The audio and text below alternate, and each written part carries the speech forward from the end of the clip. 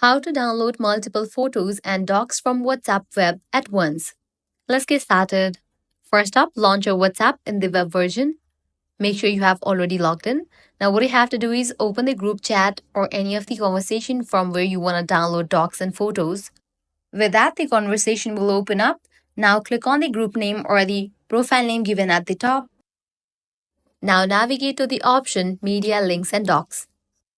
Now over here, you're going to find different tabs, media, docs, and links. Head over to the section media. From there, check in for the photos and videos that you want to download. Now click on this arrow option. With that, all the selected photos and videos will be downloaded to your PC. Next thing you want to do is head over to the tab docs. Now select the files that you want to download, then hit download option. With that, the selected doc files will be downloaded. So this is how you can easily download multiple photos and docs from WhatsApp web at once. If this guide helped you out, don't forget to like, share, and subscribe to our channel. Thanks for watching.